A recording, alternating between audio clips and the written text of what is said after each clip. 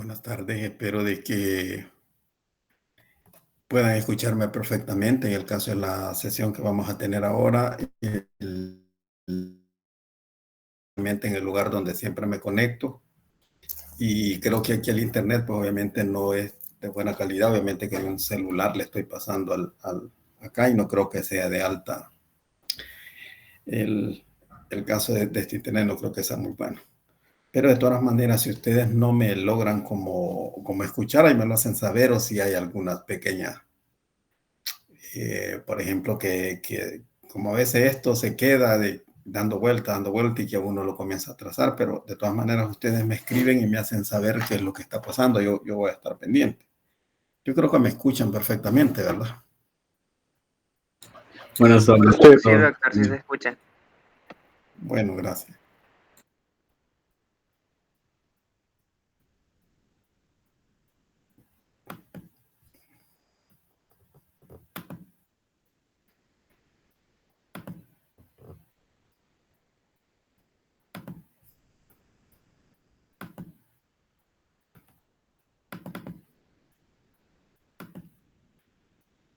Bien, en la sesión anterior nos faltaba algo por definir nosotros o por concluir en el caso del proceso constitucional de habeas corpus. Ahora vamos a estar trabajando el caso del aspecto legal.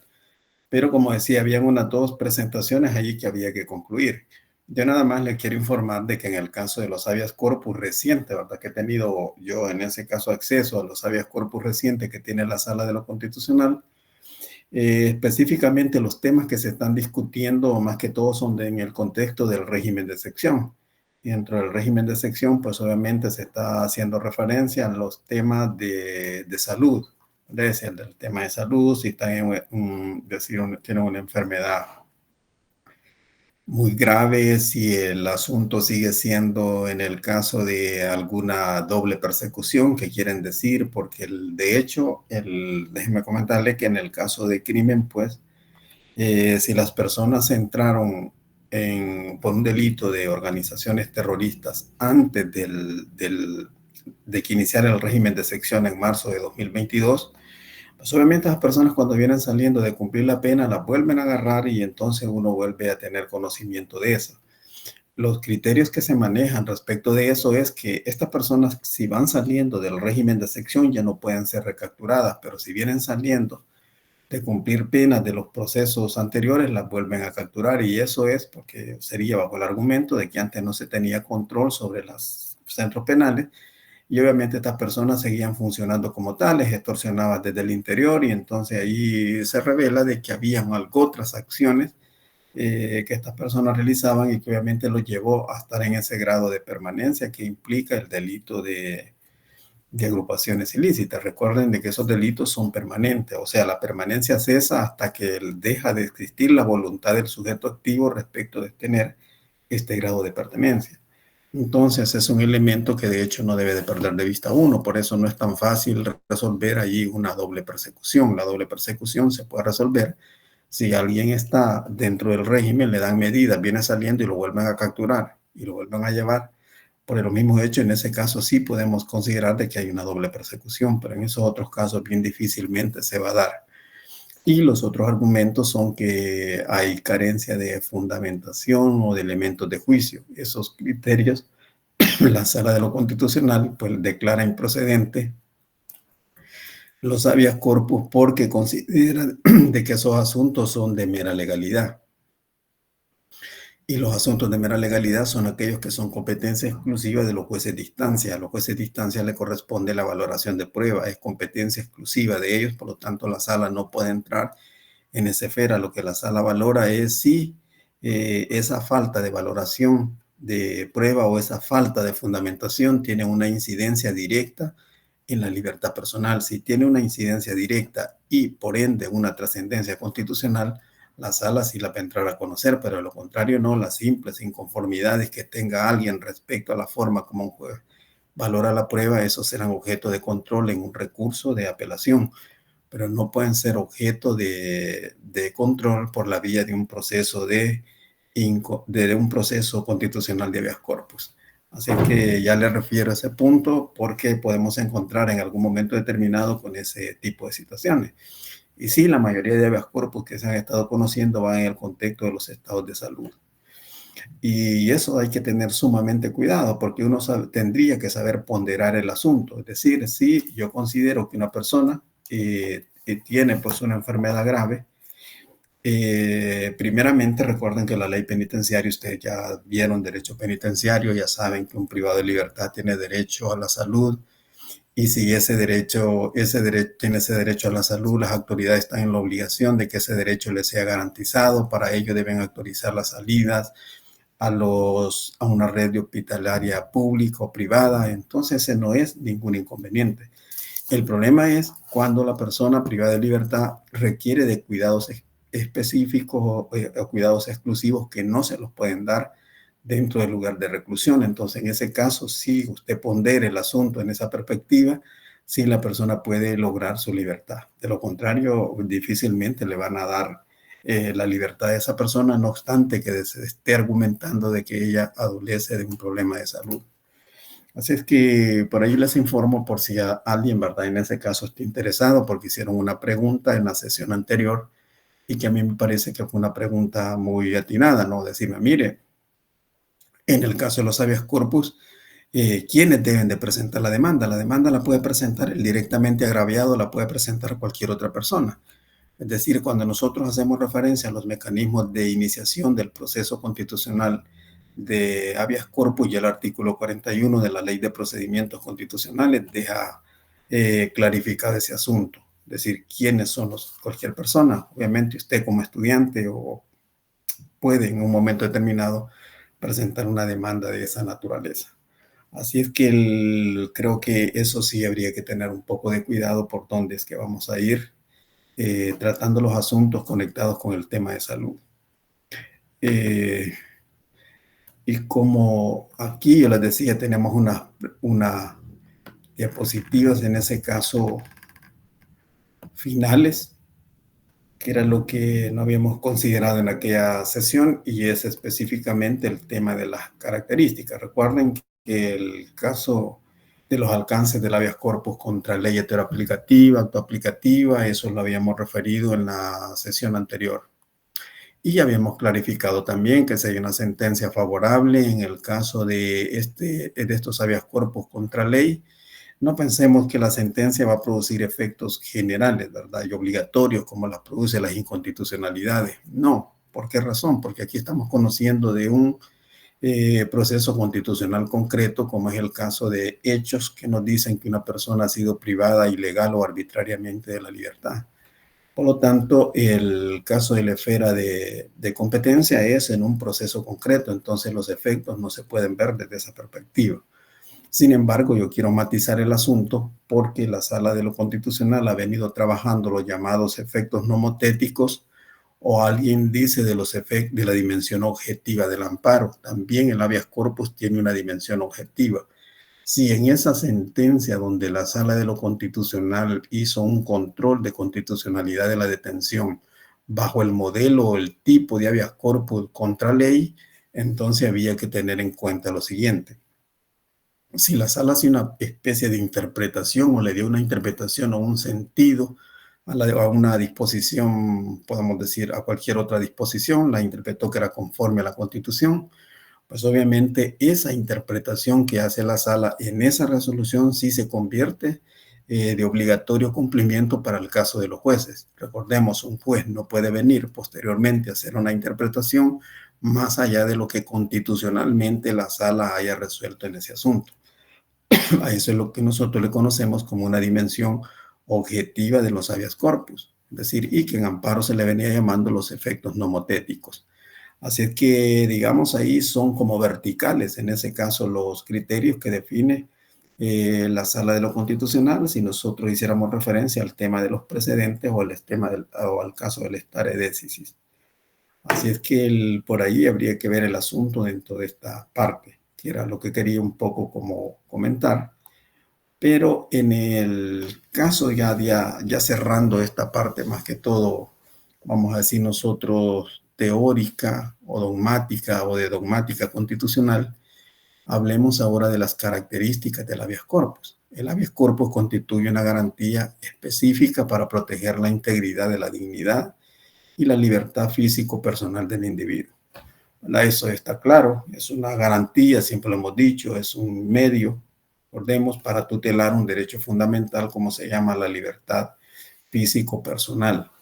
De igual modo, el habeas corpus tiene una característica que nosotros vamos a utilizar para controlar detenciones ilegales o detenciones arbitrarias, pero no solamente para controlar ya las detenciones ilegales o arbitrarias, sino también para controlar cualquier otra medida alternativa a la detención provisional. Sabemos que ese tipo de posibilidades se abren en el contexto de la jurisprudencia reciente de la Sala de lo Constitucional en cuanto a la posibilidad de que tanto medidas cautelares como la prohibición a salir del país, el arresto domiciliario, el caso de las obligaciones a presentarse periódicamente a los tribunales, siempre son objeto de conocimiento por la Sala de lo Constitucional. Si hay falta de fundamentación o no hay una justificación por qué esa persona se va a estar presentando periódicamente a un tribunal, pues obviamente que entonces se puede decir que hay lugar al habeas corpus y dejar sin efecto esa medida cautelar que el juez ha concedido. También otra característica muy importante, recuerden que en los habeas corpus lo que está en juego es la libertad personal del individuo. Y si está en juego la libertad personal del individuo, entonces implica que la tramitación de los habeas corpus debe ser preferente frente a los otros procesos constitucionales, es decir, frente a los amparos, frente a las inconstitucionalidades. Primeramente hay que tramitar los procesos de habeas corpus. Y el otro característica que hay que hacer mención es que se debe procurar que la exhibición de la persona del favorecido, especialmente cuando la privación de libertad proviene de particulares o proviene de policía. Este asunto, digamos, es importante tenerlo presente a partir de lo siguiente. La práctica misma, y de hecho lo vamos a ir evidenciando nosotros, consiste específicamente en exhibir nada más el expediente de la persona privada de libertad. Nunca se exhibe directamente o se muestra el cuerpo del privado de libertad. Por esa razón es que excepcionalmente, ¿verdad?, en esos casos donde se tema que la persona puede estar siendo torturada por la policía o que lo tienen los particulares, la exigencia siempre es que se muestre la persona del favorecido. Y la otra característica, ¿verdad?, que la sentencia que ordena la libertad del favorecido debe ser rápidamente obedecida. Si no es rápidamente obedecida, recuerden, para eso están los procesos, el tipo del proceso constitucional de habeas corpus que nosotros hemos llamado de pronto despacho, ¿verdad? Así es que habría que tener en cuenta que eso es lo que va a ocurrir, ¿verdad? Inmediatamente debe de cumplir con ello. En el caso de los principios del proceso constitucional de habeas corpus, hay un principio de celeridad, ¿verdad? Ya lo dije anteriormente, la libertad de una persona que está en juego y por lo tanto esos procesos hay que resolverlos en el menor tiempo posible. Otro de los principios es la sencillez, la carencia de formalismo, ¿verdad? Y también evitar el caso de las dilaciones indebidas, y porque esos son importantes para efecto de resolver el conflicto rápidamente y restituir el derecho que le ha sido privado a una persona. Otro principio es que el principio de universalidad, es decir, nadie puede sustraerse al control del habeas corpus. Aquí desde el presidente de la República hasta un particular pueden ser en algún momento determinado demandados en un proceso constitucional de habeas corpus. Y la pretensión, pues como dije anteriormente, de universalidad, digamos, en el contexto de las personas que tienen la legitimación procesal pasiva. Y dentro podemos decir nosotros, de los casos de detención, pues obviamente hay una pretensión de universalidad. No pueden haber zonas exentas en lo que respecta, en este caso, al control que se debe ejercer cuando una persona está privada de libertad. Por eso hacíamos referencia a nosotros, si una persona estaba en un nosocomio y de repente, ¿verdad?, no le permitían la libertad, o no le permitían en ese caso, perdón, ya retornar a su hogar, sino es a partir del hecho de que cumpla con una obligación de contenido económico como es pagar la cuenta hospitalaria. Entonces, eso pudiera en algún momento determinado también considerarse como una posibilidad de invasión a la esfera de la libertad personal y por lo tanto autorizar el proceso constitucional del habeas corpus. Entonces, son algunas de las que tenemos pendientes nosotros en cuanto a al contenido dogmático del proceso constitucional de habeas corpus. Así es que si tenemos alguna pregunta, si tenemos alguna duda respecto a esto, es el momento en que la pueden formular.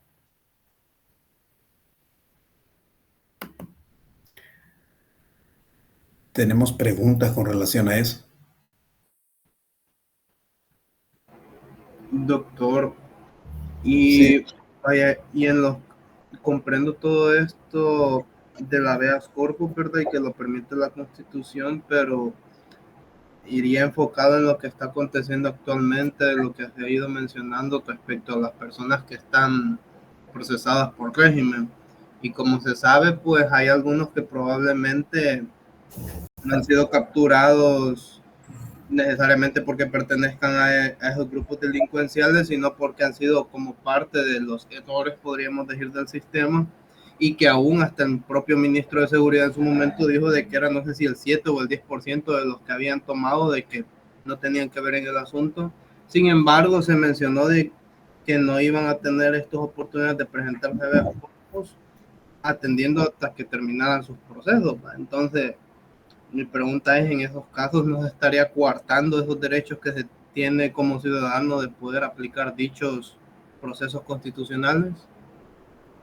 Claro que sí, ahí no puede en ningún momento quedar bajo esa perspectiva de que se está haciendo referencia que bajo ese margen de error que usted plantea no van a proceder los habeas corpus. Claro que el habeas corpus procede cuando una persona ha sido privada de libertad, ya sea de modo ilegal o de modo arbitrario. Es decir, si en ese caso esas privaciones de libertad fueron arbitrarias, hay que conocerlas en un proceso constitucional de habeas corpus, independientemente si es o no del régimen de excepción. Y esto lo quiero hacer referencia a partir de lo siguiente. Recordemos que ya la Corte Interamericana de Derechos Humanos ha sido clara en sostener de que en un régimen de excepción no se puede suspender la garantía constitucional del habeas corpus. Eso lo dice, está la opinión consultiva también de 1987, donde ya la Corte Interamericana ha dado su opinión en lo que respecta a que los regímenes de excepción no pueden venir a vulnerar lo que conocemos como el debido proceso. Así que en ese caso no tiene sentido, esa afirmación es contraria a la misma Constitución y contraria a la misma jurisprudencia de la Corte Interamericana de Derechos Humanos. Así es que es lo que puedo plantear con relación a la pregunta que usted está formulando. Ok, muchas gracias, doctor. Sí, porque sí me venía la duda por lo que veo que está sucediendo. Sí, pero no tendría que ese criterio no sería sostenible ni constitucionalmente ni en el derecho comunitario, ¿verdad? Así es que habría que Doctor, ver un poco, ¿sí? pero a pesar de que no es como sostenible, realmente no es como que están permitiendo llevar el proceso de la habeas corpus, ¿verdad? Con la excusa de que es porque están detenidos bajo régimen. No, claro que no. Los procesos constitucionales de habeas corpus, la sala de lo constitucional los está conociendo. Es decir, es que son una infinidad de demandas que la sala de lo constitucional tiene sobre ese tema, pero sí los está conociendo. Yo parte de ello le estuve comentando ya anteriormente, ¿verdad? Les comenté yo que existen este tipo de sentencias ya de la sala de lo constitucional. De hecho, hay unos criterios que yo menciono que son de este año. Lo que pasa es que la mayoría de ellos terminan en improcedencia y terminan en improcedencia a veces porque los habeas corpus los elaboran personas que están al frente de algunas instituciones, digamos, ONG, ¿verdad? Que no tienen los conocimientos en derecho constitucional y hacen malos planteamientos. Y cuando digo malos planteamientos, porque se ponen a alegar cosas de legalidad y no cosas que tengan que ver con un agravio constitucional. Entonces eso hace de que sus demandas pues obviamente no prosperen y terminen en ese tipo de improcedencia. De hecho, en su momento les voy a referir una sentencia ya en la otra sesión que tengamos. Les voy a referir algunas, las vamos a tratar de dejar en el grupo para efecto de que las puedan leer y las podamos comentar en la sesión. Y ustedes se van a dar cuenta que algunas, pues obviamente pueden pasar, ¿verdad? Un examen de crítico que nosotros les podamos formular, pero hay otras que sí, tal vez están en la mejor forma, como la Sala de lo Constitucional ha venido trabajando los criterios sobre las improcedencias. Así es que eso sí lo vamos a revisar, porque a veces el hacer una afirmación sin tener lecturas previas sobre el problema como que nos puede llevar a dar una afirmación muy equivocada. Así es que mejor vamos a entrar en el contexto de las sentencias y a partir de ella formulamos la crítica en las próximas sesiones. Pero sí, eso no sería posible de que por estar en un régimen de sección no va a haber habeas corpus. Eso no opera ni aquí ni en un país del mundo, ¿verdad? Así es que no sé si hay alguna otra pregunta.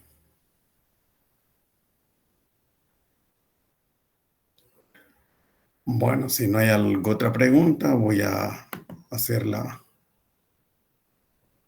dejar de presentar esto y voy a presentar el otro tema, ¿no? Y es sobre el aspecto legal, ¿verdad? Y como ustedes advierten, esta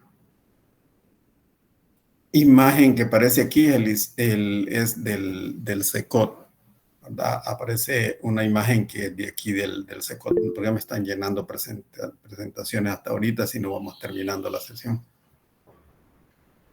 No hemos terminado la sesión, los presentes me lo hacen hasta el final, ¿no? Los que están presentes. Yo nada más solo veo aquí el grupo de 42 que tengo y luego me voy dando cuenta quiénes están o no van a estar al final, ¿no? Entonces recordemos de que el tema que ahorita vamos a entrar a ver es el aspecto legal, en este caso del habeas corpus.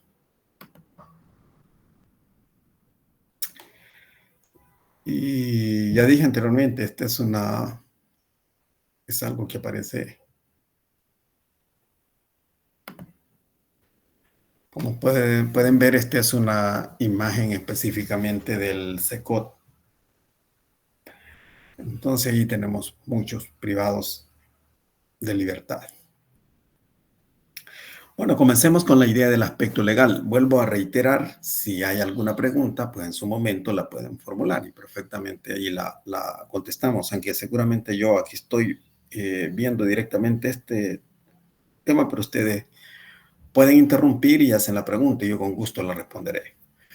Bueno, primeramente, el caso del aspecto legal hay que comenzarlo a verlo a nivel de legislación secundaria. Vean ustedes que en el caso nuestro, el primer Código de Procedimientos Civiles y Criminales redactado o que entró en vigencia en el año de 1858, regula por primera vez lo que nosotros conocemos como el habeas corpus. Recuerden, habíamos referido algunas constituciones como la de 1924, la de 1941, pero es ya, digamos, ya a nivel de legislación secundaria es este Código de Procedimientos Civiles y Criminales el que regula por primera vez el habeas corpus.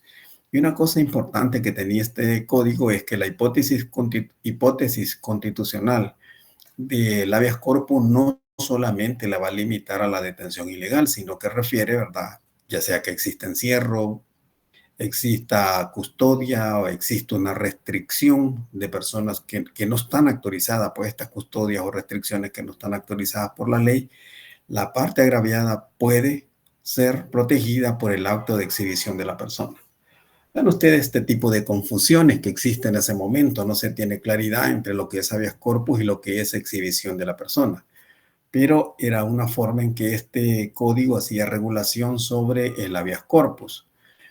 Luego, ese mismo código introduce la figura de lo que nosotros conocemos actualmente como la figura del juez ejecutor, quien es el encargado de diligenciar el auto de exhibición personal ordenado por los tribunales, ya sea por las cámaras de segunda instancia o lo que ordena la Sala de lo Constitucional. Sobre este punto sí quiero hacer la clarificación siguiente. La figura del juez ejecutor dentro del anteproyecto de ley procesal constitucional que se tiene ya no va más. Es decir, es una tarea que le queda al juez del domicilio del procesado de libertad o le queda a los jueces de primera instancia, quienes van a ser los encargados de dar los respectivos informes sobre estos asuntos. Así es que la figura de juez ejecutor desaparece de acuerdo al anteproyecto de ley procesal constitucional. Luego, en el año de 1863, se promulga el primer Código de Instrucción Criminal. En ese Código de Instrucción Criminal también aparece la figura del habeas corpus, se retoma, ¿verdad?, del Código de Procedimientos Civiles y Criminales, sin variación de contenido respecto al habeas corpus. Luego, en el año de 1886, se emite la primera ley de amparo. ¿Por qué hago referencia aquí a la ley de amparo? Porque la ley de amparo de 1886 conocía tanto de la acción de inconstitucionalidad, conocía también de los amparos y conocía de la libertad personal. O sea que el amparo se expandió más allá de los otros bienes jurídicos protegidos o derechos individuales protegidos hacia el derecho individual de la libertad personal. Es decir, con la vigencia de la ley de amparo de 1886, ya no existe en este caso lo que vamos a llamar nosotros como habeas corpus, porque lo está regulando esa ley. Sin embargo, en 1904 se promulga un nuevo Código de Instrucción Criminal, este código de 1904, pues que estuvo vigente hasta la entrada del Código Penal de 1972. Entonces nosotros aquí tenemos, ¿verdad?, que se promulga ese nuevo Código de Instrucción Criminal y se regula el habeas corpus siguiendo los precedentes que ya estaban en la Ley de Procedimientos Civiles y Criminales y en el Código de Instrucción Criminal del siglo XIX. En 1960 tenemos nosotros que se va a dar la actual Ley de Procedimientos Constitucionales, es decir, esta Ley de Procedimientos Constitucionales que ya tiene 64 años. Es lo que tiene esta ley, que por allí lo regula nosotros el proceso constitucional de habeas corpus y también las inconstitucionalidades y los habeas corpus. Entonces, esta ley lo que hace es sustraer el habeas corpus de lo que decía el Código de Instrucción Criminal, ¿verdad? Y lo integra en esta ley especial, que nosotros llamamos Ley de Procedimientos Constitucionales. Entonces, la Ley de Procedimientos Constitucionales conserva el habeas corpus tal como venía funcionando en lo que respecta a la protección del derecho y la libertad personal. Únicamente introduce como novedad de que cualquier persona puede solicitar a favor de otra el habeas corpus. Asimismo, que el juez ejecutor debía abstenerse de pronunciar resolución cuando no hubiera transcurrido el término de inquirir. Recordemos que si no ha transcurrido el término de inquirir implica que el juez aún no ha resuelto el asunto. Y si el juez no ha resuelto el asunto, no podemos decir nosotros que la decisión del juez sea ilegal o sea arbitraria. Por lo tanto, hay que esperar que el juez resuelva. Así es que si se había nombrado un juez ejecutor y el juez de la causa no había resuelto el término de inquirir, él debía abstenerse de conocer.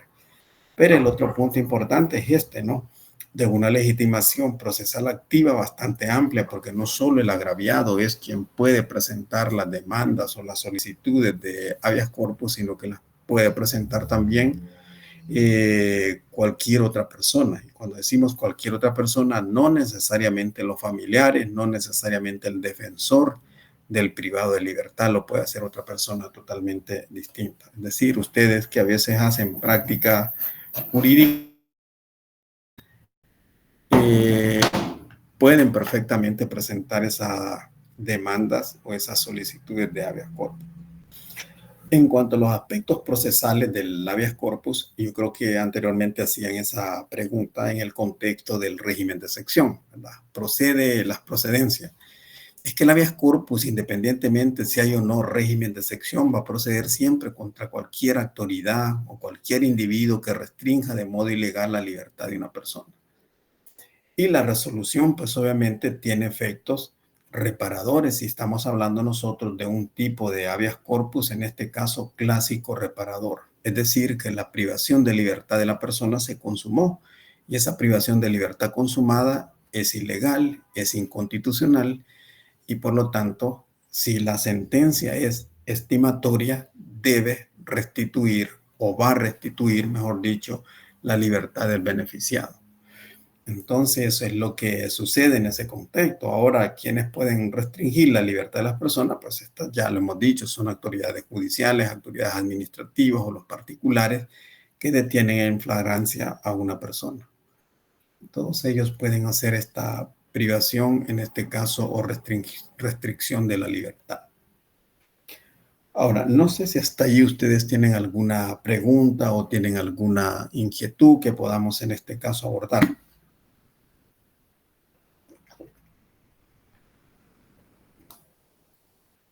¿Tienen alguna inquietud hasta acá? Vaya, si cualquier persona puede llegar a presentar un habeas corpus, sea el ofendido, sea un pariente o sea algún interesado en la persona que está violentándose de su derecho constitucional, no obstante, tiene que estar cargado de conocimiento en la materia para que el mismo pueda llegar a tener efectos, ¿cómo decirlo?, donde la persona está esperando que se le resuelva a su favor, siendo de que si es alguien de que no está muy conocedor de la materia, pues creería yo de que no tendría mucha capacidad para que se le considere para resolvérsela a su favor. Sí, ese es el riesgo que se corre cuando cualquier persona es la que presenta la demanda de habeas corpus. Porque si no puede plantear una pretensión, en ese caso de la inconstitucionalidad de la detención o la arbitrariedad de la detención, difícilmente va a tener un resultado positivo. Así que, por lo tanto, los conocimientos aquí se requieren. Por eso yo decía anteriormente que para mí el estudiante que empeña su futuro permitiendo que la materia o los conocimientos se los dé a alguien que ni idea tiene de cómo funcionan estos asuntos es bastante problemático. Pero vayamos allá, más allá de la cuestión que hemos comentado. Y ahora refiramos a lo siguiente. Hay el caso de la regulación normativa y los tribunales competentes. Es decir, aquí vamos a entrar ya más allá de lo que hicimos referencia en cuanto al aspecto legal, es decir, cómo de modo ordinario se ha venido trabajando el tema en este caso del habeas corpus en la ley secundaria. Habría que ver también el caso de la regulación normativa y los tribunales que son competentes, ¿no? ¿Cuál es la competencia? Todos sabemos que la competencia para conocer de estos procesos lo tiene la Sala de lo Constitucional y lo tiene las cámaras de segunda instancia. Es decir, territorialmente las cámaras tienen competencia para conocer de estos procesos cuando radican fuera de la capital. La Sala de lo Constitucional, ella sí tiene competencia a nivel nacional para conocer de los habeas corpus, pero las cámaras no, las cámaras solo en lo que respecta a su respectiva circunscripción territorial van a estar conociendo. Por lo tanto, aquí encontramos nosotros una competencia por razón del territorio y por razón de la materia. ¿Por qué? Porque se trata de una materia, en este caso, constitucional. Las disposiciones que van a regular expresamente la habeas corpus son el artículo 11 y el artículo 247 de la Constitución de la República. Sin embargo, es decir, el hecho de que el artículo 11 y 247 se refieran directamente al proceso constitucional de habeas corpus, eso no inhibe que el peticionario o el solicitante a la autoridad competente le pueda hacer referencia de que debe de analizar aquellas otras disposiciones constitucionales que son conexas al derecho de la libertad personal o física. Y aquí estamos haciendo referencia indiscutiblemente al debido proceso. Por lo tanto, aquí nos encontramos con el artículo 1 de la Constitución que nos dice que la persona es origen y fin de la actividad del Estado, ¿verdad? Haciendo referencia a que las personas no son medio y en tanto que las personas no son medio de las instituciones, implica la necesidad de tutelar la dignidad humana de la persona. Luego, en el caso del artículo 2, ¿verdad?, de la misma Constitución, hace referencia a los derechos del ciudadano y dentro de esos derechos refiere el derecho a la libertad. Pero nos vamos a encontrar nosotros también con el caso del artículo 12 de la Constitución, que hará referencia a la presunción de inocencia, hará referencia al derecho a no declarar contra sí mismo, hará referencia al derecho a la defensa material, a la defensa técnica, así como también el derecho a no sufrir tortura. Entonces eso implica, me parece, algunos elementos muy importantes en el contexto del debido proceso. También tenemos nosotros en esta perspectiva que ver el caso del artículo 13 de la Constitución.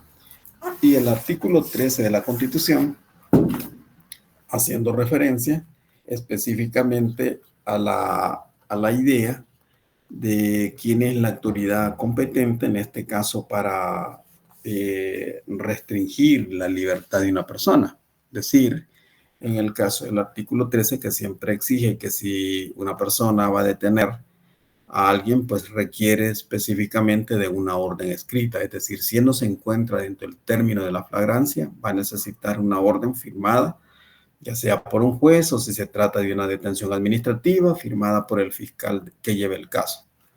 Entonces eso es necesario tenerlo en cuenta, y también que hace referencia a que la detención administrativa tiene un plazo de duración de las 72 horas, es decir, no puede exceder de ese plazo. Si excede ese plazo, caemos en presencia de una detención, en este caso ilegal. Y el caso del artículo 14, pues que nos va a referir que corresponde únicamente al órgano judicial la facultad de imponer penas, ¿verdad? Eso no, nadie más puede imponer pena, exceptuando las penas de arresto, ¿verdad? Que pueden ser en el caso del derecho administrativo sancionador, pues lo puede hacer en ese caso autoridades administrativas, pero más allá la imposición de penas es algo que le corresponde a los jueces. Y en el caso del artículo 15, que hace referencia a lo que conocemos como el ne bis in idem, es decir, no puede haber una doble persecución por los mismos hechos. Ustedes ya saben cuando estamos en presencia de un ne bis in idem, ¿no? Que en el caso hay una identidad de objeto, una identidad de procesos, una identidad de personas, ¿verdad? Eso, pues obviamente es lo que lo lleva a considerar a uno que está en presencia de una doble persecución. Y el caso del artículo 16, pues que hace referencia al que un juez no puede hacerlo en diversas instancias, ¿no? Y el artículo 17, en el sentido, ¿verdad?, de ningún órgano funcionario o autoridad podrá invocar causas pendientes ni abrir procedimientos fenecidos. Esto por la cuestión de la seguridad jurídica, ¿verdad? Así que hay que tener en cuenta que por ahí iría el asunto. El derecho de petición que tienen las personas, en el caso del artículo 20, la inviolabilidad de la morada, el caso del artículo 21, que hace referencia al principio de legalidad, ¿verdad? Que las leyes no pueden tener efectos retroactivos, salvo en materias de orden público. Y en el caso del artículo 27, que habla de que se prohíbe en ese caso la pena de muerte, se prohíbe también las penas perpetuas, se prohíbe también el caso de la prisión por deuda. Respecto de las penas perpetuas, estamos nosotros viviendo en un contexto bastante difícil en el régimen de excepción, porque estas ideas que yo planteé anteriormente de que la persona viene de cumplir una pena en lo que respecta a un delito de actos de terrorismo que sucedió en 1919 o 1920, y esta persona viene saliendo de cumplir esa pena, cuando salga lo van a detener y lo van a llevar ahora a procesar por agrupaciones ilícitas. El asunto ahí clave es cómo nosotros podemos atribuir nuevos hechos o nuevas acciones de esa persona respecto a su pertenencia a una agrupación criminal. Entonces, eso sí creo que es un elemento que debe de tener en cuenta uno cuando hace referencia a este tipo de situaciones. Porque bajo ese contexto entonces implicaría de que porque si lo hacen bajo el argumento de que hay lo que conocemos nosotros como una especie de permanencia, de que la agrupación es un delito permanente, entonces esa permanencia se rompe cuando se rompe la voluntad del sujeto. El problema puede ser que la voluntad del sujeto se rompió, ya no pertenece, pero de modo abstracto, estas personas que lo quieren procesar bajo ese contexto van a ir a decir de que tiene una pertenencia, una agrupación, cuando realmente la pertenencia puede haber cesado por lo que ya dije, ¿verdad? Entonces el asunto es que siempre se argumenta, recuerden el contexto tan complejo que es eso, se va a argumentar que esas personas están vinculadas, difícilmente van a salir. Y bajo ese argumento abstracto, pues obviamente obligan o llevan a los jueces, o los jueces que se resisten, aplican otros criterios, se revocan en las instancias superiores. Entonces es una situación bastante difícil la que se vive en esos contextos. Pero que quede claro con esto, ¿verdad? Que la competencia es tanto por la materia como por el territorio. Y el otro hace referencia que cierto que el artículo 11, 247 refieren al habeas corpus, pero el habeas corpus jamás se agota en esas dos disposiciones. Siempre hay derechos conexos o derechos vinculados a la libertad personal que están en la Constitución de la República, que son parte del proceso constitucionalmente configurado o debido proceso, que deben perfectamente, que pueden perfectamente ser planteados en la pretensión de inconstitucionalidad de la detención de una persona. Así es que no se olviden en ese punto. Y lo otro que yo quiero referir, ¿verdad? Es que la Ley de Procedimientos Constitucionales, fíjense ustedes, en su artículo 1 y artículo 38, estamos diciendo la Ley de Procedimientos Constitucionales también hace referencia al proceso constitucional de habeas corpus. Ahora bien, el asunto es que en el contexto de la ley, ¿verdad?, que tenemos nosotros aún vigente, esa ley de procedimientos constitucionales que tiene 64 años, imagínense qué pudo haber sucedido en todo ese tipo de contexto. Digamos, 64 años, pues que es una vida, ¿no? Más de medio siglo, ya la que de medio siglo el que tiene, pues obviamente esta ley de procedimientos constitucionales. Y entonces nosotros a partir de los análisis de esta ley podemos tener las conclusiones siguientes. Primero, ¿verdad? La normativa obedece a los lineamientos de su época. Recuerden que ya dije anteriormente que había hecho o había realizado una yuxtaposición de disposiciones de la Ley de Amparo de 1950. La última ley de amparo que nosotros tuvimos fue una ley de amparo de 1950 y también en ese tiempo estaba vigente el Código de Instrucción Criminal. Entonces, desde ahí, ¿verdad? Desde la ley de amparo, desde el Código de Instrucción Criminal, la Ley de Procedimientos Constitucionales hace una yuxtaposición de disposiciones y las eleva, pues obviamente, al marco normativo que ahora tenemos regulado en esa ley. Entonces, por eso hemos dicho, son lineamientos de la época. Ustedes encuentran conceptos como el rematado, ustedes encuentran conceptos, por ejemplo, del término de la distancia de tantas leguas, y ustedes saben que eso ya perdió sentido en el contexto de la realidad actual, ¿verdad? Así es que por allí es un lenguaje, como dije, propio de la época. Luego, a partir de esa misma ley, hay una tendencia a calificar el habeas corpus como un procedimiento. Nosotros sabemos que no se trata de un procedimiento, que se trata de un proceso constitucional dentro del cual existe una actividad procedimental. O sea, el procedimiento solo es parte dentro de un proceso. Por lo tanto, es una tendencia equivocada, es decir, la técnica jurídica falla cuando se le califica el habeas corpus como procedimiento. Y otro punto que hay que considerar a partir de la Ley de Procedimientos Constitucionales es que califica el habeas corpus y a la exhibición personal como sinónimos. Ya nosotros creo que esto lo hemos comentado anteriormente, ¿verdad? Que la exhibición solo es una parte dentro del proceso. De hecho, la exhibición personal es parte de los actos de desarrollo del proceso constitucional de habeas corpus. Entonces, ahí queda referido. Y en la práctica, pues se va a limitar a exhibir los autos, exhibir el expediente, nunca exhibe a la persona física. En cambio, nosotros tenemos que el habeas corpus va más allá de eso, ¿no? El habeas corpus es un proceso con actos de iniciación, actos de desarrollo y actos de conclusión. Entonces, eso de hecho es lo que debemos de tener en cuenta y no perder de vista que en un proceso constitucional de habeas corpus pues se manifiesta el derecho de acceso a la jurisdicción.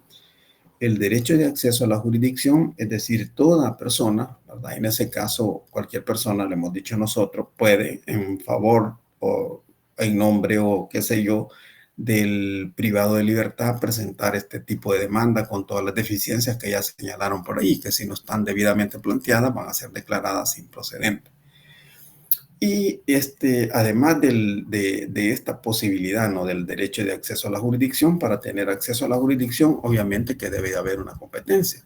Y la competencia en este caso la tienen, vamos a decir, la tienen las cámaras de segunda instancia y la tiene la sala de lo constitucional, ¿verdad? Entonces ahí tenemos nosotros, si hablamos de un proceso constitucional, hay una jurisdicción, hay una legitimación procesal activa. Si hay jurisdicción, tiene que haber competencia, ¿verdad? Competencia por la materia, competencia por el territorio. Tiene que haber también una pretensión, y esa pretensión es objeto de análisis hasta que llegamos a una sentencia estimatoria o bien una sentencia desestimatoria, una sentencia estimatoria que ordena la libertad del favorecido, y una sentencia desestimatoria que dice que no ha lugar al habeas corpus y por lo tanto la persona debe continuar en la detención en que se encuentra. Entonces, eso es lo que tenemos, y al mismo tiempo un proceso constitucional de habeas corpus. Esta noción hace una demarcación o una diferencia entre lo que es el habeas corpus y lo que es la exhibición personal. Así es que dentro del, vamos a decir nosotros, de la técnica jurídica no podemos hacer ese tipo de confusiones. El otro punto, ¿verdad?, que vamos a referir, no sé si hasta lo comentado anteriormente, hay alguna interrogante y puedo perfectamente en este momento dar respuesta a la interrogante que puedan surgir. ¿Tienen alguna interrogante? ¿Me están siguiendo con relación a esto o qué está pasando? Buenas tardes, doctor. Aquí estamos. ¿Se escucha bien? Sí, se escucha bien.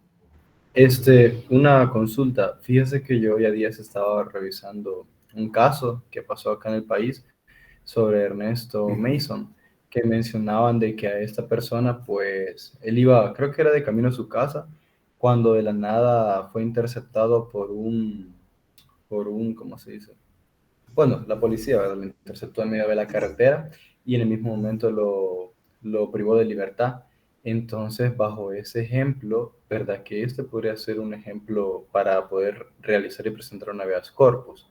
Asimismo, estaba viendo que esta persona sufría de diferentes problemas de salud y de que en el hospital en el que estaba internado, en el hospital de la atención que se le daba, perdón, cuando estaba privado de libertad, no se le daba la atención requerida y que él necesitaba. Sí, el caso comenzando por lo primero, una persona puede ir y lo interceptan, puede ser que ya había una orden judicial o ya había una orden administrativa. Cualquiera de las dos cosas, porque a menos que esté en flagrante delito, pero si no está en flagrancia, va a ser privado de libertad con una orden judicial o una orden administrativa de fiscalía. En cualquiera de esos contextos, digamos que la privación de libertad de esa persona resultó que era legal. Ahora vayamos a lo siguiente, en el tema ya de salud, me parece a mí de que la jurisprudencia ahí no respeta los precedentes, porque los precedentes sobre ese tema han sido claros. Y resulta que aquí en el país, al parecer, nosotros caemos en una problemática que conocemos como justicia selectiva. Es decir, a unos sí los beneficiamos, a otros los perjudicamos. Si este abogado es quien solicite el habeas corpus, pues procede. Si es otra persona, un abogado desconocido, ese habeas corpus no procede. Entonces yo creo que ese tipo de problemas sí raya ya con la cuestión de los irrespetos a los mismos precedentes que los tribunales tienen. Porque la situación de la persona que usted plantea es una cuestión más política, y cuando referimos más política es por los problemas que obviamente él tenía con el actual presidente de la República. Eso es lo que genera este tipo de situaciones, y se aprovechan del poder que tienen para no permitir las medidas, en este caso cautelares. De hecho, es que esos casos depende de quien los conozca, y como lo conocen a veces cámaras de gente que quitan los jueces que verdaderamente son independientes e imparciales, ponen jueces en función de esos intereses y allí mantienen las detenciones. Hubo otra persona, ustedes saben, el caso del comisionado Landaverde, de que a él en 2 ocasiones o en más de 2 ocasiones ya la Cámara había ordenado que se le diera el arresto domiciliario. Sin embargo, no se le daba. Yo creo que pasó más de 6 meses el asunto sin resolverse. Y este asunto, si ustedes no tienen conocimiento, se resuelve al final porque la embajada americana hizo la presión. Y como estamos diciendo, la embajada americana hizo la presión. es porque de hecho llegaron informaciones en las cuales se requería que si nosotros habíamos librado orden de captura donde ordenábamos libertades a personas y si éstas se habían cumplido o no cumplido. Entonces van en ese tipo de línea que le estoy mencionando anteriormente. Entonces a mí me parece que el asunto ahí sí se sale, ¿verdad?, de una discusión más técnica, jurídica y pasa a un ámbito político. Y eso es lo que no permite, ¿verdad?, que los criterios jurisprudenciales sean aplicables en igualdad de condiciones. Y de hecho eso implicaría una violación también a la seguridad jurídica. Porque si un caso es análogo y a usted lo favorecen y a mí me perjudican, pues obviamente que no me están dando el mismo tratamiento. Es decir, hay una vulneración no solo a la seguridad jurídica, sino también a la igualdad. Y por el derecho de igualdad puedo conectar el tema de seguridad jurídica y plantear, en ese caso, un habeas corpus. Cuando las instituciones internas, recuerden, no funcionan, que ya fuimos con habeas corpus ahí y no nos funcionan, pues para eso está la comunidad, la Corte Interamericana, donde vamos a plantear estos casos. Seguro que no los van a resolver en 3, 4 o 5 años, los van a venir a resolver en 10 años, pero eso va a servir para una condena del Estado y al mismo tiempo la obligación del Estado de indemnizar a esa persona por la vulneración de los derechos que le ha realizado.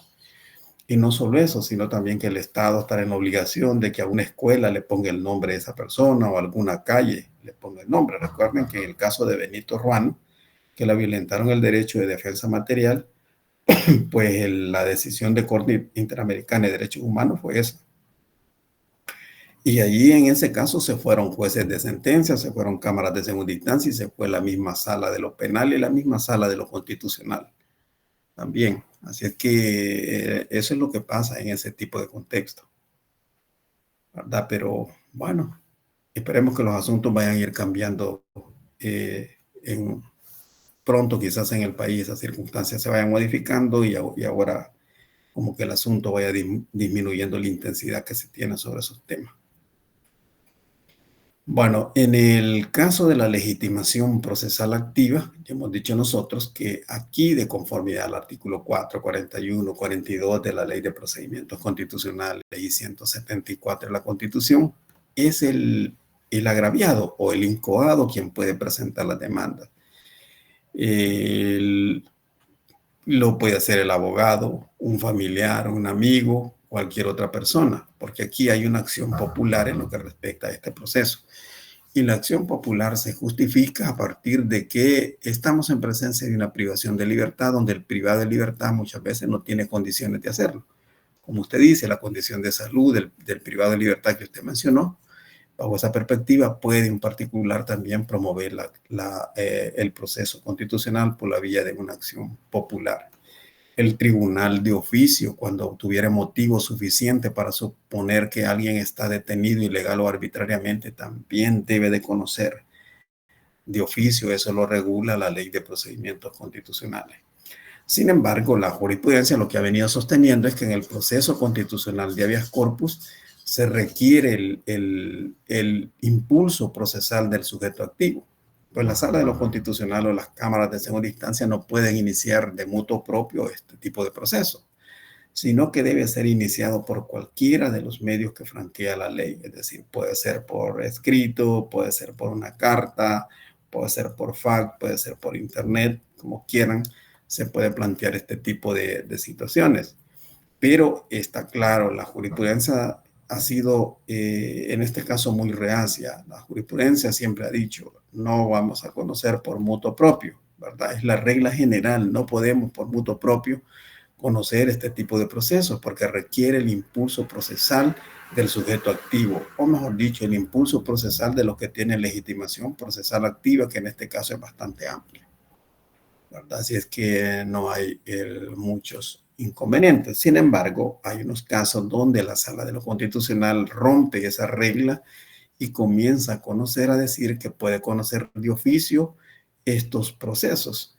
Y la Sala de lo Constitucional conoce de oficio este tipo de procesos, fíjense ustedes, cuando, por ejemplo, nosotros tenemos que se ha iniciado un proceso de habeas corpus y la sala advierte que hay otra persona que puede ser beneficiada con el fallo. Entonces lo hace extensivo también a ellos.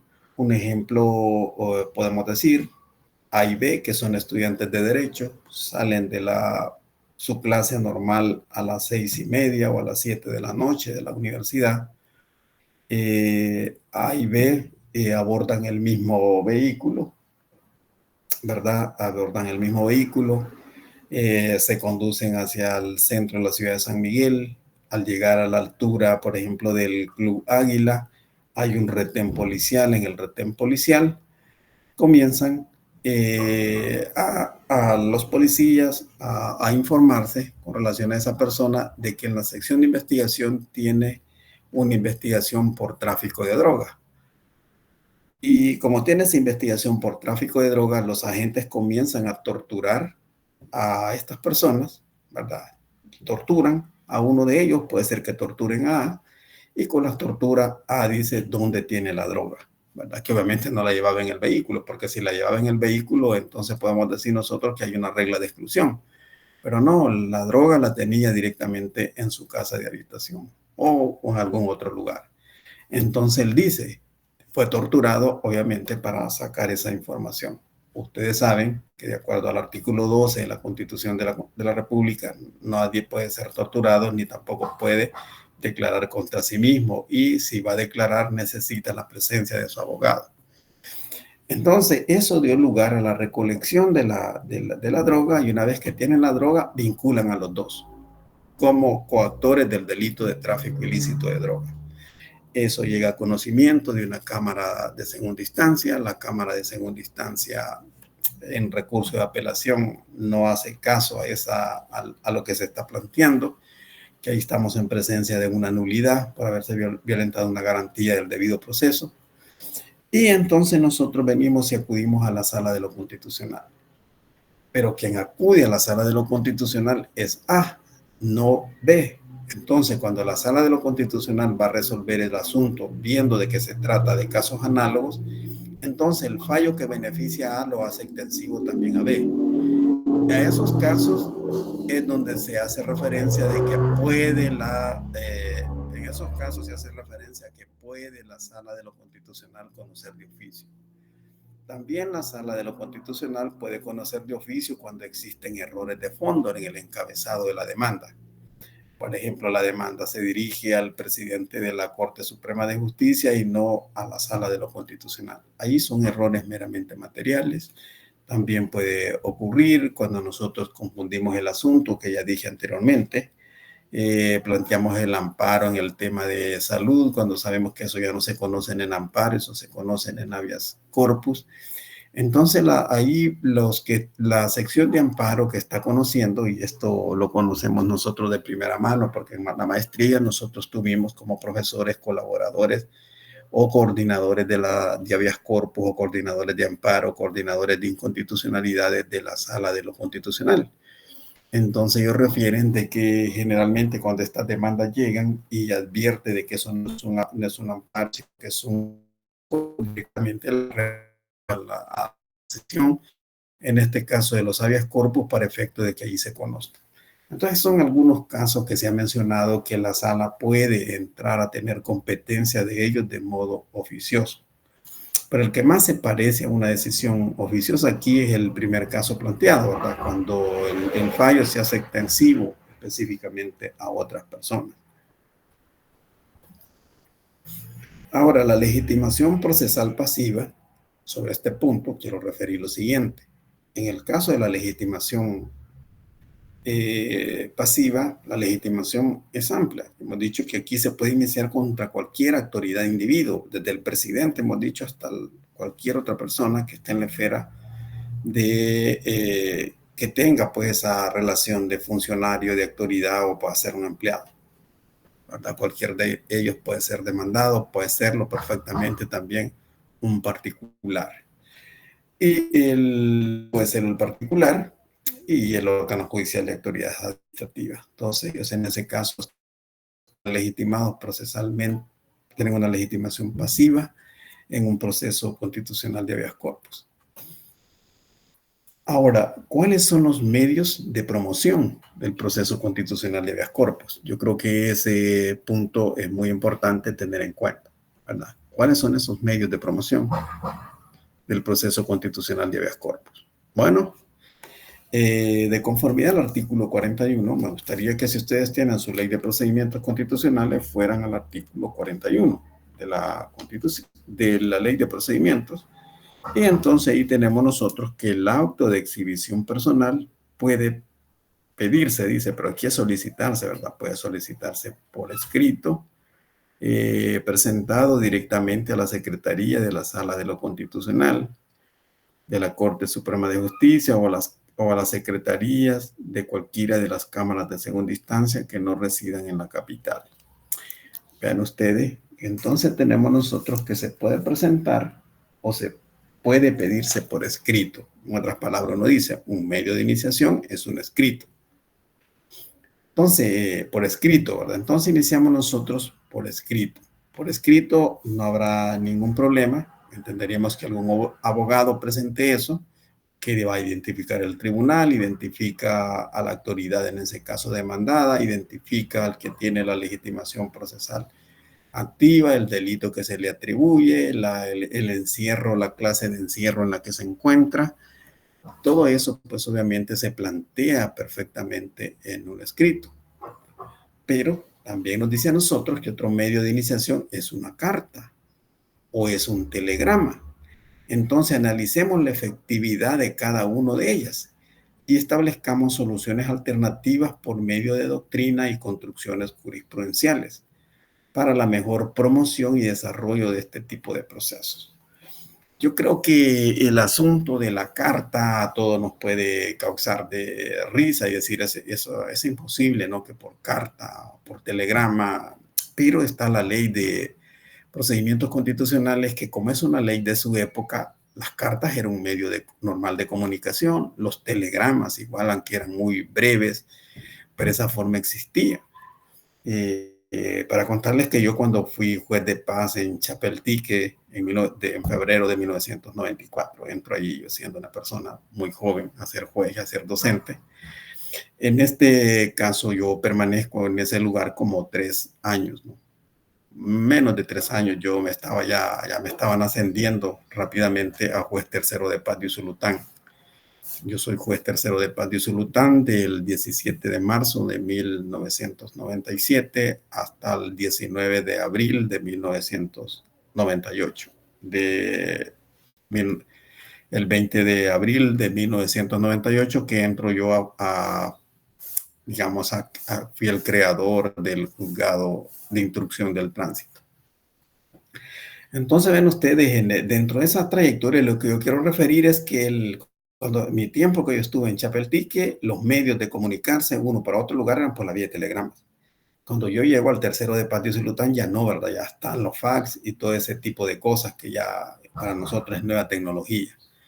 Pero digamos era la forma en la que uno enviaba los telegramas, citaba a la persona por telegrama, citaba informe que pedía o que enviaba a la Corte Suprema de Justicia, era por la vía de los telegramas. Entonces era una de las formas, digamos, normales de hacer este tipo de comunicación. Entonces ahí tenemos que eran métodos o medios de iniciación de este tipo de proceso. El asunto es que si nosotros los analizamos, ¿verdad? Es decir, vemos cuáles son las soluciones alternativas de cada uno de estos medios, siguiendo la jurisprudencia, siguiendo la doctrina. En ese caso vamos a ver que para la mejor promoción y desarrollo del proceso constitucional, pues obviamente lo que se requería era una demanda. Porque ya lo digo, ¿no? En el caso de la demanda del escrito, hay una identificación del tribunal y además de la identificación del tribunal, hay una identificación de la autoridad demandada, de la persona que tiene la calidad específica de procesado, ¿no? El delito atribuido. Entonces, en ese caso, sí no tenemos mayores problemas. El asunto es que cuando nosotros vamos ya a analizar la pretensión, en el escrito fácilmente alguien puede plantear una pretensión de la inconstitucionalidad de la detención, pero en la carta el asunto no pasa bajo esa perspectiva, porque en las cartas obviamente no contiene una exigencia o una formalidad de índole técnico, jurídico, ninguna de las cartas tenía eso, ¿no? sino que se trataba de una simple petición del mismo imputado que estando privado en el centro de libertad, en el centro penal, perdón, de la ciudad de San Miguel, enviaba este tipo de carta hacia la sala de lo constitucional. Y en esa carta le podía decir, ¿verdad? Que yo, fulano de tal, ¿verdad? Me encuentro detenido injustificadamente en el centro penal de la ciudad de San Miguel a la orden del juez de lo penal, porque en ese tiempo eran jueces de lo penal, del juez primero de lo penal de la ciudad de San Miguel por el delito tal. Como ven ustedes, en ese relato, obviamente que no existe ninguna pretensión de inconstitucionalidad, ni tan siquiera se está diciendo por qué considera, él dice me encuentro detenido injustamente, pero ¿cuáles son los argumentos para sostener la tesis de la detención injusta o de la detención ilegal? Ese era un asunto que adolecía, pues obviamente, las cartas, ¿verdad? Porque es cierto, el sustrato fáctico podía estar ahí, pero los fundamentos jurídicos de la pretensión, esos no aparecen. Entonces, la única alternativa que le quedaban a las cámaras o a la sala de lo constitucional era mandar a solicitar el expediente al juez que había hecho referencia a esa persona, porque cuando mandaba a solicitar el expediente lo analizaba, lo estudiaba y veía si efectivamente allá había o no una vulneración a la libertad personal. Por lo tanto, las cartas generalmente como medio de iniciación de estos procesos terminaban en sentencias desestimatorias. Pero uno puede pensar, bueno, estas cartas es una cuestión del pasado. Yo le digo, ¿qué pasó en el caso de la COVID, de la COVID-19, ¿no? En el caso del 20 del año de 1900, perdón, del año 2020, del año 2021. ¿Qué pasa en ese contexto? Pues obviamente lo que pasa entre 2020, 2000, antes de mayo del 2021, pues obviamente lo que pasa es que una niña, ¿verdad? En pleno cuestión de pandemia, llevaron detenida a la mamá por lo que conocemos nosotros un delito de hurto. Por un delito de hurto le decretan la detención provisional y la madre, y esa imputada era madre soltera. Las niñas se quedan abandonadas y no sé quién alienta a la niña, pero la niña viene y hace una carta y le envía a la sala de lo constitucional. En la carta lo que envía es que su mamita está privada de libertad, que no tiene los medios para efecto de poder conciliar el delito y que el juez le decretó la detención. Entonces, bajo esa esfera, la Sala de lo Constitucional le entra a conocer y vuelve a decir que de conformidad al artículo 41 de la Ley de Procedimientos Constitucionales, la carta es un medio de iniciación. Entonces, por eso le digo yo de que uno se puede en ese caso estar diciendo en eso qué sentido tiene. Lo que sí yo puedo descartar es el tema, el caso de los telegramas. Pero las cartas todavía están ahí, son medio de comunicar, son medio, perdón, de comunicar en algún momento determinado una situación a una autoridad, como son los oficios que libran los jueces. Los jueces no solo porque están las otras cosas, no dejan de librar oficios. Entonces la carta puede en algún momento determinado hacer esa función. Los telegramas no, porque ya no existe el caso de el antiguo, ¿verdad? Podemos decir nosotros de Antel, ¿verdad? Como se llama la Asociación Nacional de Telecomunicaciones. Eso no existe. Ya Antel, quien Antel era donde se enviaban estos telegramas. Ahora lo que existe es Tigo y todo este tipo de empresas, pues obviamente que ya no pasan bajo esta lógica de estar enviando telegramas. Eso se desconoce, ¿no? Más puede enviar uno un Twitter, puede hacerlo por la vía de un correo electrónico, un email, ¿verdad? Uno por ahí es donde puede en este caso hacer el tipo de comunicaciones. Pero ya el caso de los telegramas, no. Para comenzar, que los telegramas eran una cuestión bastante breve, ¿no? Y podía decir ese nada más, me encuentro detenido en el centro penal de San Miguel de modo injustificado, ponedme en libertad. Porque si usted le ponía muchas cosas, el telegrama, pues, implicaba mucho dinero, ¿verdad? Por lo que allí se comunicaba. Entonces, un telegrama, hay una imposibilidad de entrar a juzgar la pretensión, pero igual que la carta, lo que hacían era, enviamos en ese caso a solicitar el expediente, ¿verdad? Al tribunal que le está señalando, y veamos si efectivamente esa detención es legal o ilegal, lo que de hecho se tiene. Hay otros medios de iniciación que son medios muy importantes y en este caso tiene que ver con el caso de vamos a mencionar, lo que me permiten un momento porque necesito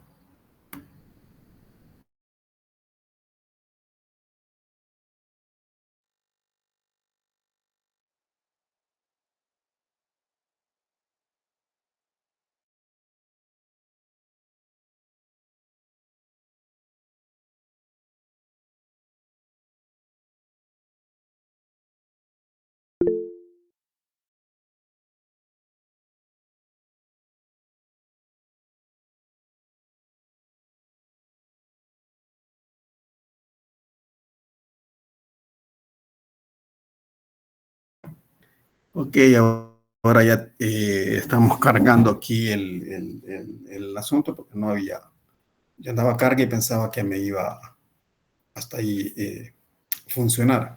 Ahora, hasta aquí que venimos nosotros comentando, no sé si ustedes tienen alguna pregunta que formular con relación a este tipo de temas. Hago la pregunta esa para saber si ustedes verdaderamente están dando seguimiento a la sección de lo que venimos ahorita comentando. Doctor, vaya, como sé de que se cumplen plazos al momento de interponer un habeas corpus y por lo que ha estado explicando, lo idóneo sería de que podamos ver a la persona a la cual, en este caso, ¿verdad? Si llegamos a fungir como jueces ejecutores, esto de casualidad, si se solicita llegar a ver a esa persona en el centro penal o en las Bartolinas donde la tienen, ¿permite algún plazo para verlo o eso no está estipulado dentro del proceso de habeas corpus? No, realmente no está estipulado, eso tendría que hacerlo yo digo que si en las posibilidades están que la persona esté en Bartolinas y por ahí hay algo como, digamos, como las llamadas desapariciones forzadas, en este tipo de cosas así, es que yo creo que el asunto tendría que exigirse la presencia física de la persona. Pero en contextos de privados de libertad, que estén en el Centro Penal de Izalco, en el SECOT, yo creo que ahí no lo van a dejar entrar, porque no dejan entrar a los defensores, ¿no? Sí, Entonces eso difícilmente se pueda cumplir, ¿verdad? Así es que... y en No sé. alguna medida no sé, ¿verdad? No dejaría en duda si la persona verdaderamente está ahí o no y frustrando en alguna forma lo que es su derecho constitucional. Generalmente el juez de la causa en ese caso va a decir dónde está privado de libertad, porque recuerden que hay un juez que tiene el expediente, el juez le informan si esa persona es movida hacia otro lugar, si el imputado está en estado crítico de salud, si el imputado falleció, esos informes los tiene perfectamente el juez, porque a él se los hacen llegar, ¿verdad? Así es que sobre ese caso ahí se podría solventar el asunto. Y de ahí solo irse con el expediente a estudiarlo minuciosamente. Sí, estudiarlo minuciosamente y saber identificar qué tipo de habeas corpus es el que está allí planteando, para que no terminen dando un informe que los tribunales ni caso le van a hacer, porque no aporta nada al proceso constitucional de habeas corpus. Okay. Bueno, eso sería, doctor. Muchas gracias. Bueno, gracias. Entonces, voy en este caso. Tenemos la lámina, ¿verdad? Donde dice la demanda. Sí, Sí, doctor. Sí, bueno. Y hacía esto porque pero no había dejado de presentar. Bueno. Entonces nosotros aquí tenemos la idea de la demanda, que es el otro medio de iniciación, donde hemos hablado del telegrama, hemos hablado de la carta, hablemos de la demanda. La demanda, como ustedes verán en su ley de procedimientos constitucionales, el artículo 6 regula la demanda en las inconstitucionalidades, el artículo 14 de la ley de procedimientos constitucionales dice cuáles son los requisitos que va a contener la demanda de amparo. Entonces, la sala recurre, ¿no?, a esa técnica de autointegración, pero también recurre a la aplicación supletoria de los artículos 276 y 280 de la ley del Código, Procesal Civil y Mercantil. Entonces, esto implica que una demanda está compuesta de dos elementos, ¿no? El elemento subjetivo y el elemento objetivo. El elemento subjetivo, que hace referencia a los sujetos entre quienes existe la litispendencia; el objetivo, que hace referencia a la causa petendi, es decir, a los fundamentos fácticos, a los fundamentos jurídicos, ¿verdad?, que van a estar por ahí; y el caso del petium, ¿verdad?, que son presupuestos indispensables, que con el petium no sería más que el petitorio, que uno diría, es decir, o qué es lo que yo estoy solicitándole en ese caso a la Sala de lo Constitucional. Obviamente lo que le estoy solicitando es que cese la restricción ilegal de libertad, o lo que le estoy solicitando en un habeas corpus preventivo es que se levanten las órdenes de captura, y así, ¿verdad? Dependiendo de la tipología de habeas corpus, es que nosotros vamos a formular esa causa petendi. Entonces debe de estar lo que tenemos aquí nosotros como causa petendi, perdón, es el fundamento histórico de los hechos, ¿verdad? ¿Qué fue lo que ocurrió? Lo que yo decía el día, por ejemplo, 12 de septiembre o 13 de septiembre del año, no, claro que no es 13, ahora es 12, el 12 de septiembre del año 2024, habíamos acudido, ¿verdad? Somos estudiantes de Derecho, acudimos a la clase X, ¿verdad? La cual finalizó a tal hora. Cuando veníamos hacia nuestras casas de habitación, ¿verdad? Fuimos interceptados en un retén que estaba ubicado en tal lugar y lo que pasó. Entonces eso pues obviamente es el fundamento histórico, pero a ese fundamento histórico hay que darle el contenido, en ese caso constitucional o la trascendencia constitucional. Y la trascendencia constitucional es esa, ¿verdad? Que una persona no puede, en ese caso, ser torturado, tampoco, ¿verdad? De hecho, el mismo artículo 12 de la Constitución de la República dice: las declaraciones que se obtengan sin la voluntad de la persona carecen de valor, y quien las obtuviere y empleare incurrirá en responsabilidad penal. Ven ustedes que en ese caso no pueden haber este tipo de declaraciones obtenidas bajo tortura o en contra de la voluntad del imputado, carecen de valor, en otras palabras, son nulas. Y como recae sobre la garantía de un derecho fundamental, es una nulidad absoluta. Entonces, en ese caso es lo que va a pasar, que yo tengo que relacionar lo que dice el artículo 12 sobre ese punto. Y no solo eso, hay que enriquecer el debate a partir de lo que pueda decir la Corte Interamericana en el caso tal que se conoció de fulano de tal contra el Estado X.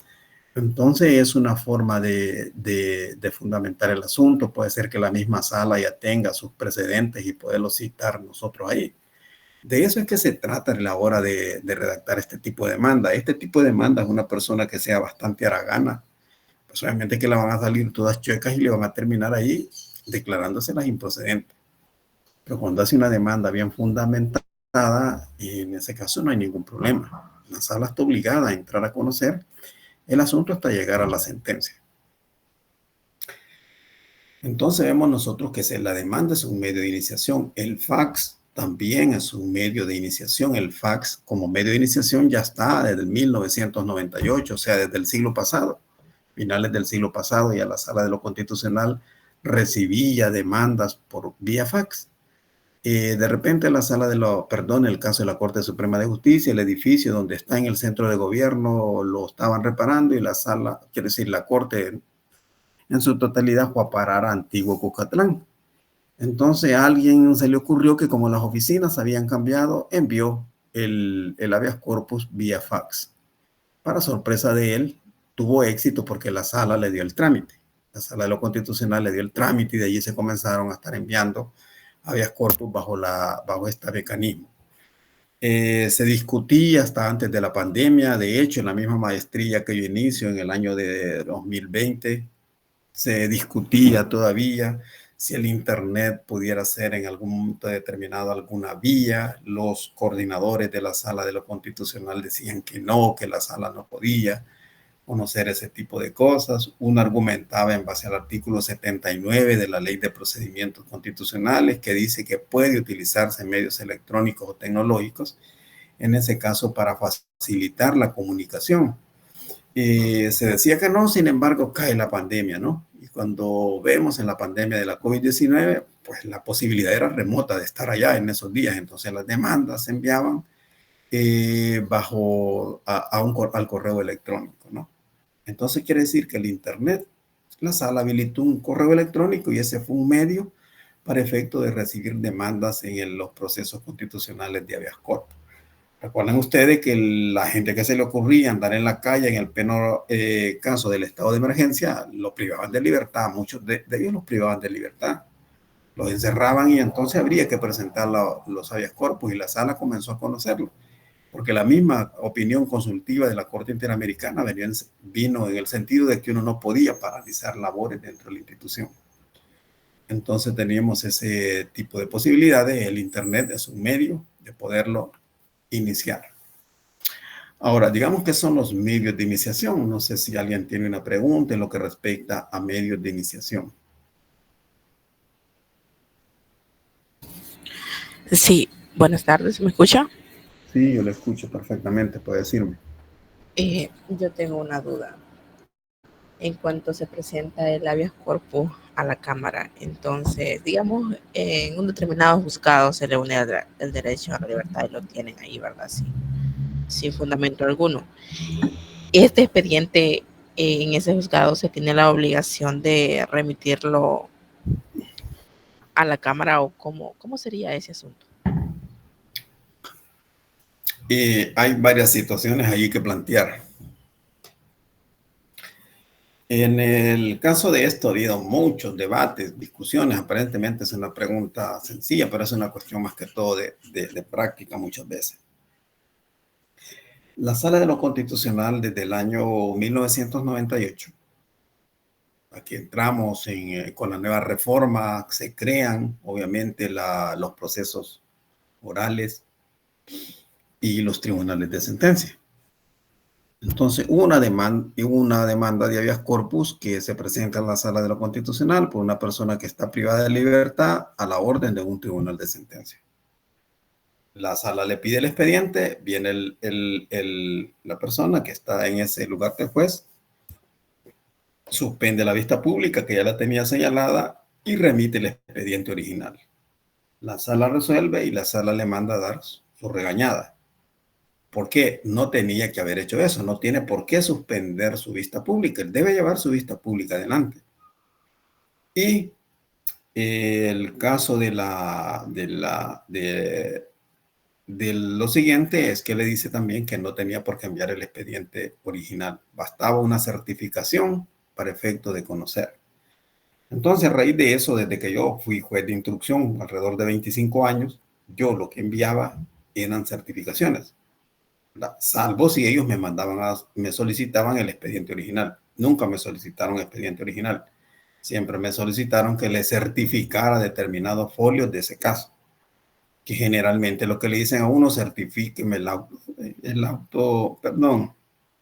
certifíqueme el requerimiento, certifíqueme la citación o la convocatoria que usted está haciendo a la audiencia, que verdad que todas las partes fueron legalmente convocadas, porque se puede violentar también el derecho de audiencia.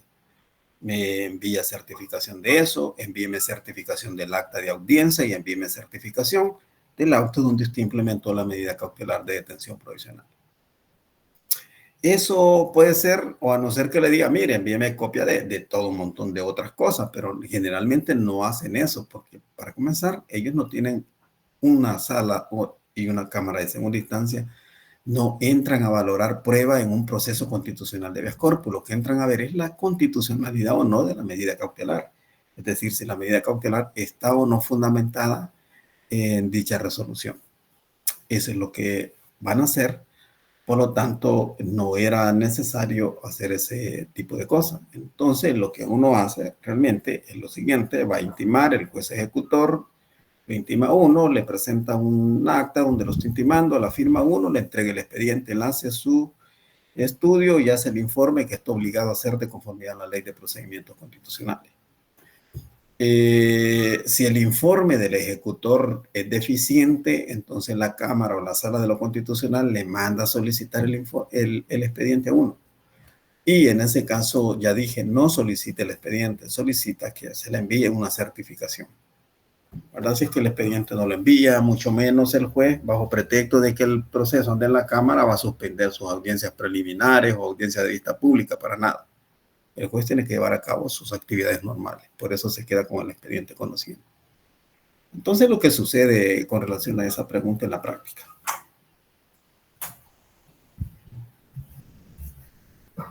Eso es lo que le puedo responder con relación a su pregunta.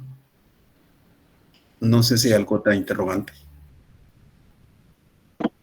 Sí, doctor, ¿se me escucha? Sí, escucho perfectamente. Respecto a presentar un habeas corpus vía electrónica, actualmente, ¿qué tan factible sería? ¿Sería igual de eficaz que los demás medios o cómo sería esto en la práctica?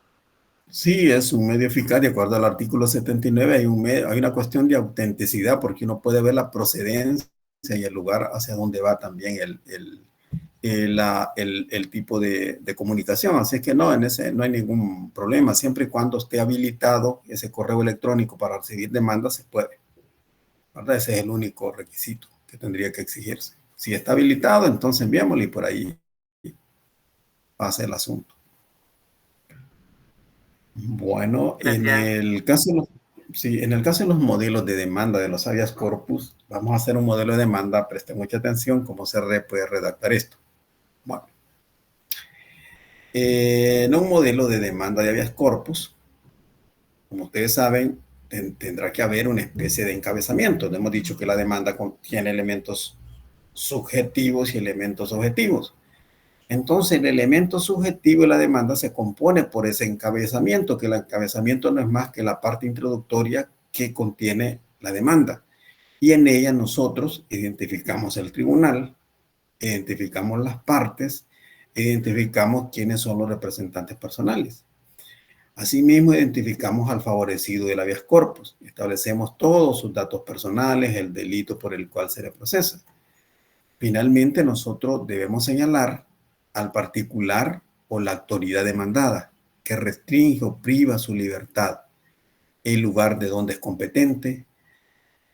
Entonces, es muy importante en ese caso hacer mención. Si el procesado está a la orden del juzgado tercero de instrucción de la ciudad de San Miguel, pues yo en mi demanda lo que voy a decir claramente es que vengo a demandar, en ese caso, al juez tercero, ¿verdad? De instrucción de la ciudad de San Miguel. Porque usted no va a decir, vengo a demandar al juez de instrucción de la ciudad de San Miguel. Para comenzar, allá hay varios jueces de instrucción. No van a saber a cuál de ellos. Entonces, ahí quedaría, en ese caso, plenamente identificada también la autoridad demandada. O el particular, qué sé yo, si hay algún particular que ha privado de libertad a otro, también hay que saberlo identificar. Después de esa parte introductoria, pues vienen los hechos.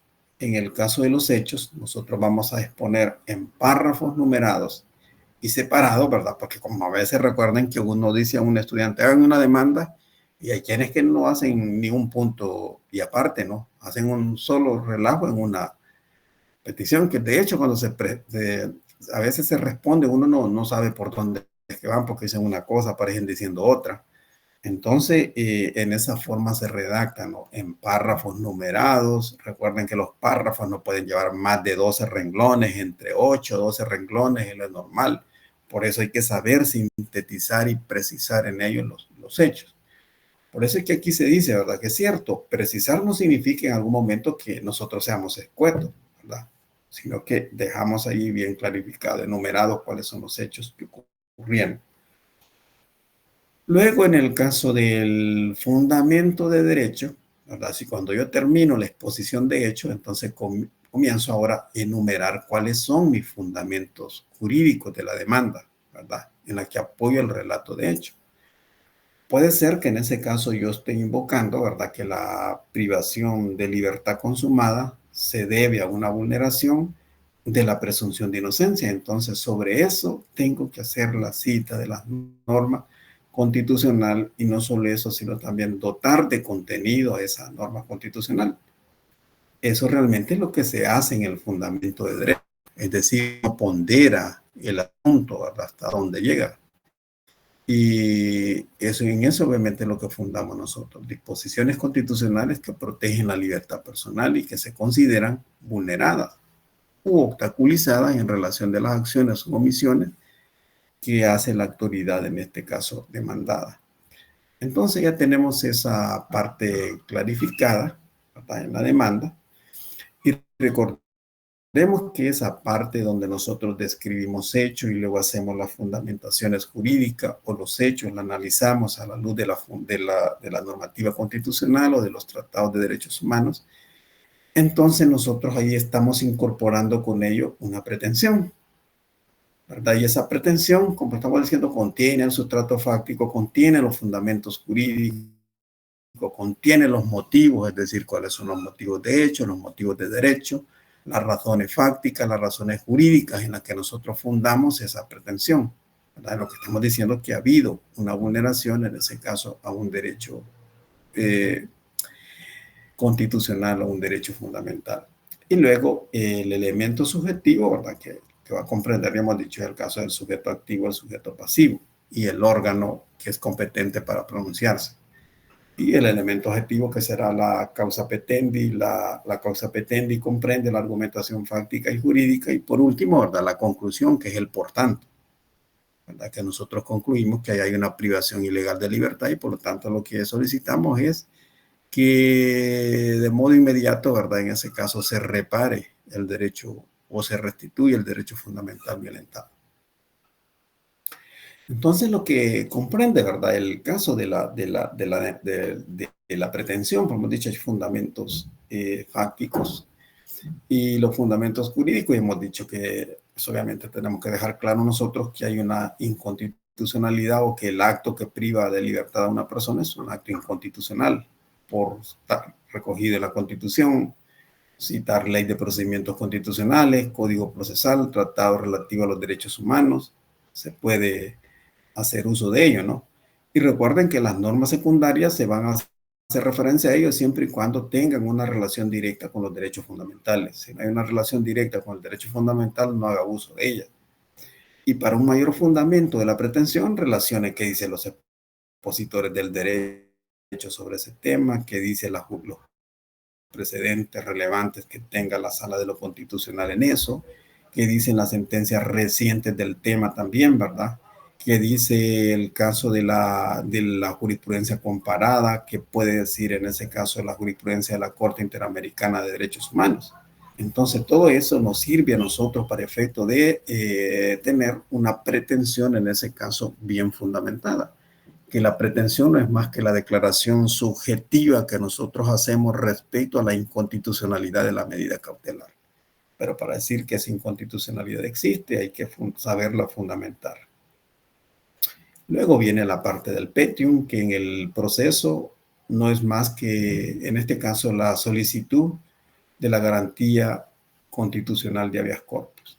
Es decir, que cese la restricción de una persona, que se nombre al juez ejecutor, la declaratoria de ilegalidad o arbitrariedad de la detención o privación, el cese o restricción de la libertad, levantamiento de las órdenes de captura. Bueno, esto depende según la tipología de habeas corpus que nosotros estemos planteando. Luego, en la demanda debe contener el lugar que nosotros señalamos para oír notificaciones. Usted puede decir el número de factasa, el número de correo tal también, ¿verdad? Ese tipo de cosas que generalmente ahora no. Recuerden que esto se hace por la vía de un correo electrónico que la persona señala, ¿verdad?, para efecto de hacer las notificaciones correspondientes, que están allí metidos dentro de una...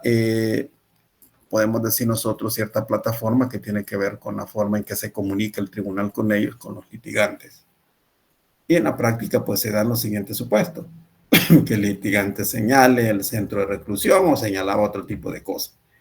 Pero ahora, hemos dicho, hay un centro encargado de notificaciones, para que a los correos de los jueces pueden caer las mismas demandas y sobre eso se van resolviendo, ¿no?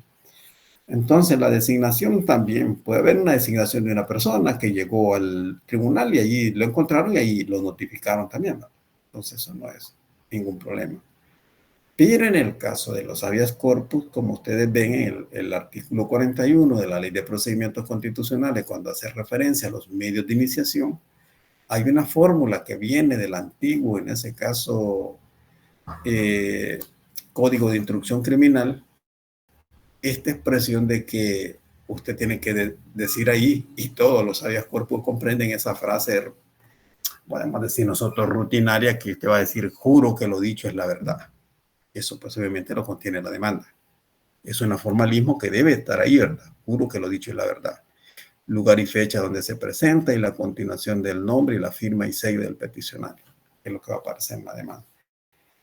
Esto de peticiones accesorias, pues ya esto ya no tiene sentido de pretender que va a aparecer en una demanda cuando la redactó, en ese caso, el defensor, va al tribunal, pueda, porque todavía lo existen. Yo en tiempo reciente, y cuando digo tiempo reciente, quizás hará de unas 2 o 3 semanas pasadas, que yo recibí un escrito de alguien a mano. Un abogado hizo a mano su escrito y así lo presentó, y uno no lo puede en ese caso rechazar. Entonces puede ser que él, como lo hace a mano, se haya equivocado en alguna parte anterior Y si él se equivocó en una de las cuestiones anteriores, entonces él, digamos que él llevaba ese escrito a mano, lo hizo, lo firma y lo sella en ese momento y se le olvida algo. Entonces, en ese caso, vuelve en cabeza, ¿verdad? Donde terminó el sello, ¿verdad? Que había firmado y sellado, ahora hace una petición accesoria y la va a encabezar del siguiente modo, diciendo, otro sí digo, ¿verdad? Otro sí digo, y comienza a decir lo que en ese caso omitió anteriormente. La vuelve a firmar, la vuelve a sellar y la presenta al juez. Obviamente que ahí tendrá que hacerse las valoraciones de todo eso. Y como le digo, esto uno se admira, ¿verdad? Que la tecnología va así, pero no, siempre hay más de alguno que se sale de lo normal y aparece con ese tipo de situaciones, y siempre hay que darles trámite, porque no le va a decir uno que porque está presentado a mano el escrito, lo va, o pues está escrito a mano, perdón, uno va a venir a destruir el escrito. Nada. Y las copias, ¿verdad? Documentos o copias que generalmente se deben de presentar, ¿verdad? Que es el número de copias que exige el Código Procesal Civil y Mercantil, 2 copias de la demanda, y puede agregarse también certificaciones, si ustedes quieren, de otros procesos, y certificaciones de sentencias, si quieren, pero para mí no, agregar certificaciones de sentencia carecería de sentido, mejor la puedo saber citar en un pie de página de mi demanda. Así es que creo que con eso yo vendría como solventando ese tipo de problemas que se puedan dar. Ahora nosotros tenemos el caso de los procesos constitucionales, ¿verdad? Ya hemos dicho cuáles son los medios de iniciación de los habeas corpus. Hablemos un poco del proceso constitucional. Después que la sala cambia, porque hemos dicho cambia esa concepción del habeas corpus con la sentencia del 17 de noviembre del año de 1994, ¿no? Entonces la sala rescata, ¿verdad?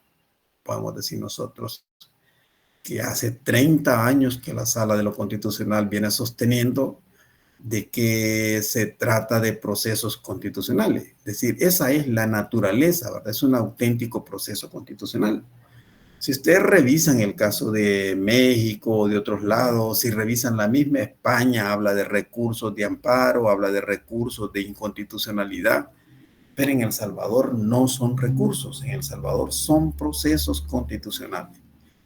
Entonces, el habeas corpus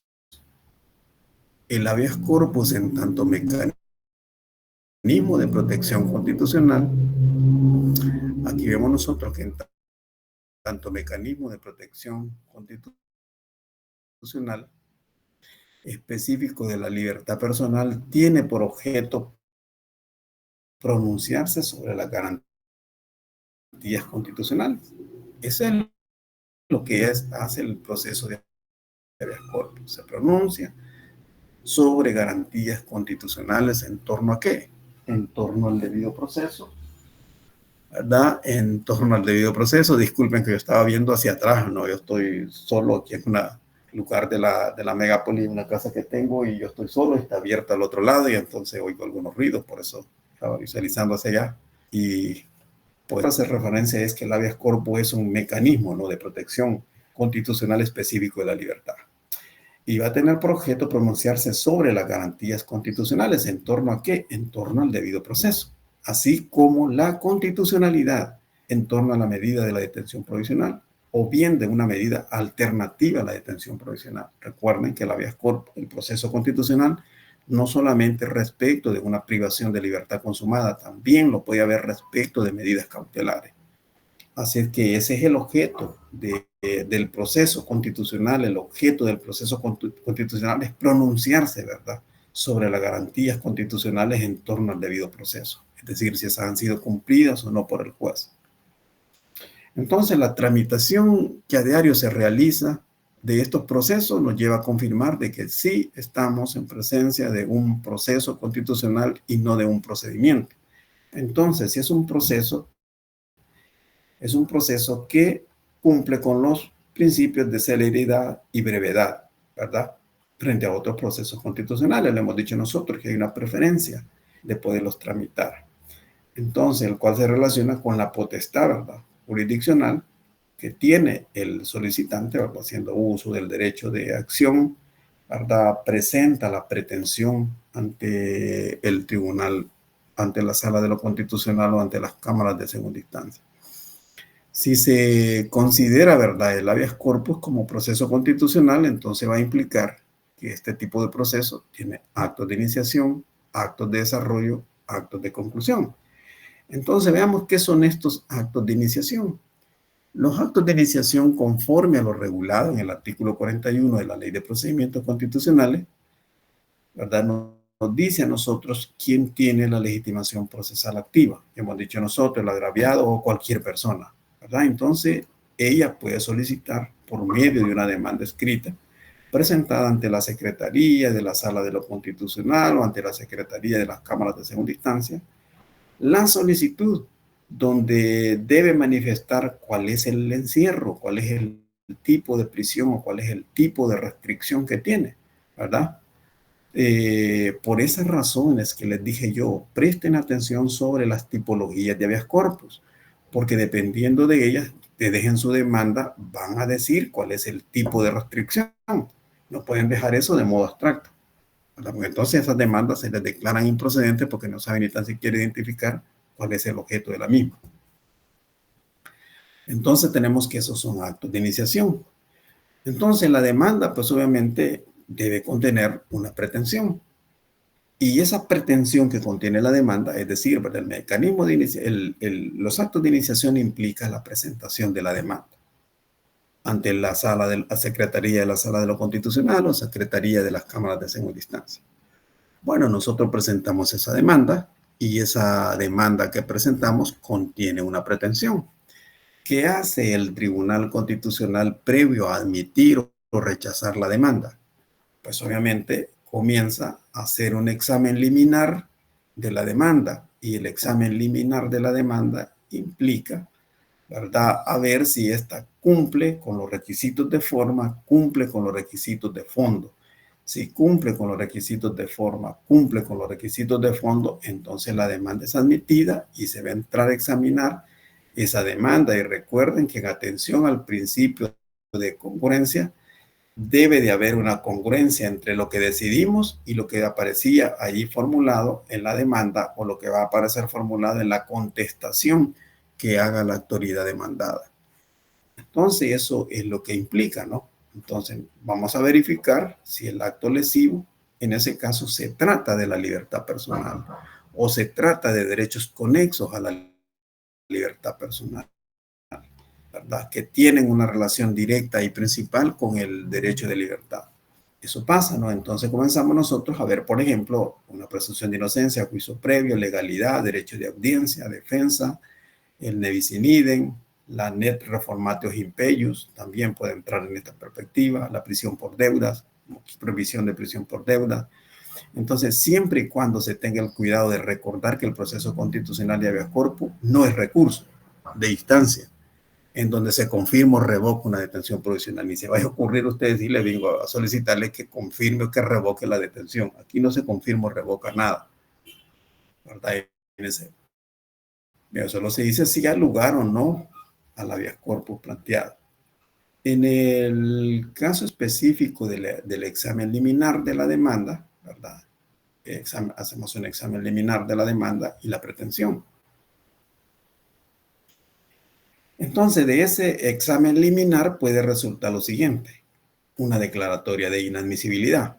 Es decir, en la demanda advertimos nosotros que la demanda no cumple con ciertos formalismos esenciales. Y como no cumple con ciertos formalismos esenciales, hacemos una prevención, que la cumpla dentro de 3 días. Si no la cumple dentro de 3 días o la cumple fuera de tiempo, la demanda se declara inadmisible. Declarada inadmisible la demanda implica que no hay conocimiento del Tribunal Constitucional sobre el fondo del asunto. Y como no hay conocimiento del fondo del asunto, el Tribunal Constitucional puede perfectamente entrar a conocer, fíjense ustedes, nuevamente. Es decir, la parte puede presentar nuevamente la demanda. Y nos podemos encontrar nosotros también, en algunos casos, con vicios de fondo. Entonces, si hay vicios de fondo, ya el asunto es diferente. Cuando hay vicios de fondo, la demanda no la vamos a declarar inadmisible, sino que la demanda la declaramos improcedente. La improcedencia, pues, es el instrumento que va a utilizar la Sala de lo Constitucional, ¿verdad?, para rechazar en ese caso la demanda. Rechazo in limine de la demanda, rechazo al inicio, ¿verdad? Por eso se le llama esto el examen liminar. Como hay un examen liminar de la demanda, entonces, in limine litis, yo declaro rechazo en ese caso la demanda porque contiene vicios o defectos en la pretensión. Entonces, en esos casos es que la demanda, pues obviamente se va a declarar, como dije, improcedente. Ahora bien, respecto de la improcedencia, depende qué tipo de improcedencia es para volver a intentarla, porque habrá casos donde no puede volver a intentarse. Entonces, el rechazo de la demanda se puede dar también en impersequende litis, es decir, se puede dar cuando yo hago el examen liminar, advierto el vicio o defectos de la pretensión, entonces ahí la declaro improcedente. Pero puede ser que admitiendo la demanda en el desarrollo del proceso, advierto que había un vicio de la pretensión, entonces allá también impersequende litis se puede declarar la demanda en ese caso improcedente por admisión indebida, ¿verdad? Que en el caso del amparo existe y esa causal de improcedencia regulada se extiende también a los otros procesos constitucionales porque son procesos análogos. Luego, los actos de desarrollo.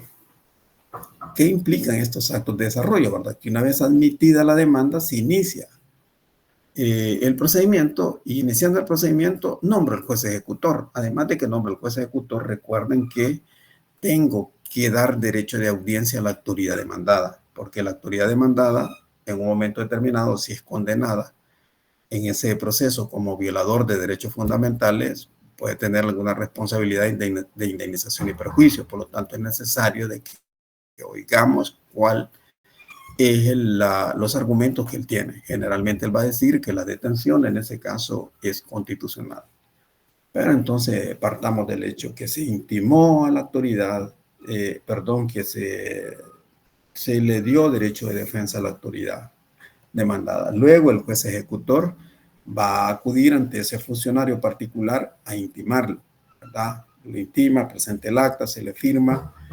Hay una especie del estudio del proceso que hace el juez ejecutor y lo presenta a la Cámara o la Sala de lo Constitucional, de acuerdo a lo que señala el artículo 70 de la Ley de Procedimientos Constitucionales. Entonces, en él va a expresar, en ese informe va a expresar si la pretensión en ese caso es conforme a lo alegado, o va a decir si la detención es legal, si la detención es ilegal. Eso lo va a dejar planteado, no solo si la detención es legal o ilegal. Como él estudia todo el proceso, el juez ejecutor puede advertir irregularidades, y estas irregularidades son las llamadas nulidades. Entonces, en ese caso, las hace ver en este informe para que la Cámara también se pronuncie, porque la Sala o las cámaras se van a pronunciar sobre ese tipo de irregularidad, ¿verdad? Entonces, ese informe lo va a presentar dentro del 5º día de notificado el auto de exhibición de la persona a la autoridad demandada. Entonces, lo va a presentar de conformidad al artículo 66 de Ley de Procedimientos Constitucionales. Entonces, creo yo que en el caso de los actos de desarrollo van en esa perspectiva. Luego, el caso de los actos de conclusión. Como son actos de iniciación, son actos de conclusión. Una vez que se recibe el informe del juez ejecutor, la Sala o la Cámara tiene la facultad, si lo considera apropiado, para solicitar el expediente. Como ya decía Carla, se puede solicitar el expediente, pero no se envía el expediente original, se envía una certificación, ¿verdad? Entonces uno envía la certificación del expediente y se queda conociendo el juez lo demás. Entonces lo que estamos allí, ¿verdad? Pero como la práctica demuestra que el informe del ejecutor es un informe escueto, quizás el juez ejecutor pasó de noche, derecho procesal constitucional, hizo un informe todo escueto, entonces ante eso lo que hace la Sala o la Cámara frente a esos informes deficientes y escuetos, envían al juez o le libran un oficio al juez para que le certifique, ¿verdad?, el expediente, ¿no? Y comienza la Cámara a analizar la pretensión y la consecuente elaboración de la sentencia, ya sea estimatoria o desestimatoria, que de acuerdo a la ley es un plazo de 5 días. Pero yo le digo, ahorita hay demandas presentadas desde que inició el régimen de sección y aún no se resuelven o no se admiten. Entonces significa que hay una demasia de plazo en estos casos. ¿verdad? No sé hasta qué punto pueden ser dilaciones indebidas, pero lo cierto es que hay un plazo que no se cumple para tramitar este tipo de procesos. Entonces, es una de las cuestiones que traíamos para la sesión de ahora. Vean, lo que iba a comunicar era lo siguiente.